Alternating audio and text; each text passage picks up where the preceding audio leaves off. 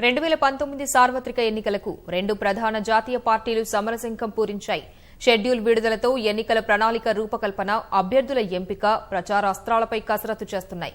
ప్రధాని మోదీ పాలనపై ప్రజల నమ్మకమే మళ్లీ గెలిపిస్తుందని భాజపా ధీమా వ్యక్తం చేస్తుంటే, ఎన్డీఏ వైఫల్యాలే తమ విజయానికి సోపానాలని కాంగ్రెస్ ఆశలు పెట్టుకుంది.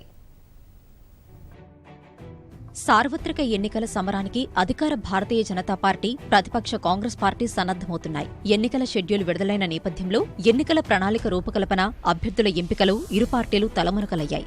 ఎన్నికల ప్రణాళికలో చేర్చాల్సిన అంశాలపై అన్ని వర్గాల నుంచి సలహాలు, సూచనలు స్వీకరించిన పార్టీలు రైతులు, వ్యవసాయ రంగానికి పెద్దపీట వేయాలని నిర్ణయించాయి. గెలుపు గుర్రాలను బరిలోకి దించాలన్న లక్ష్యంతో ఇరు పార్టీలు అభ్యర్థుల ఎంపికపై కసరత్తు చేస్తున్నాయి. గెలుపు అవకాశాలపై అధ్యయనం చేశాకే అభ్యర్థుల్ని ఎంపిక చేయాలని భావిస్తున్నాయి. ఇటీవల 3 రాష్ట్రాల్లో ప్రభుత్వాలను ఏర్పాటు చేసిన కాంగ్రెస్ నూతనోత్సాహంతో ముందుకెళ్తుంటే 2014 ఎన్నికల ఫలితాలు పునరావృతమవుతాయన్న ధీమాతో భాజపా ఉంది.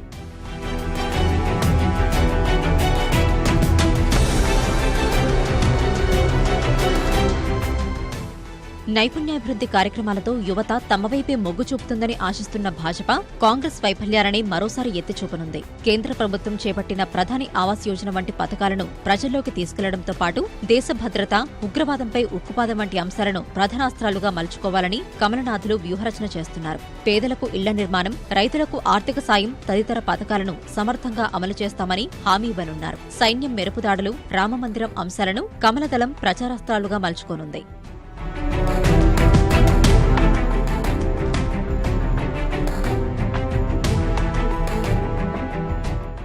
ప్రచార వ్యూహాలపై కాంగ్రెస్ పార్టీ లోతుగా అధ్యయనం చేస్తోంది. పెద్ద నోట్ల రద్దు, జీఎస్టీ ఇబ్బందులు, రఫేల్ కుంభకోణం తదితర అంశాలు ఈ ఎన్నికల్లో విజయానికి సోపానాలుగా మలుచుకోవాలని కాంగ్రెస్ భావిస్తోంది. మోదీ సర్కార్ 5 ఏళ్లలో యువత ఆశలను నీరుగార్చిన తీరు, ఉద్యోగ కల్పనలో వైఫల్యాన్ని పెద్ద ఎత్తున ప్రచారం చేయనుంది.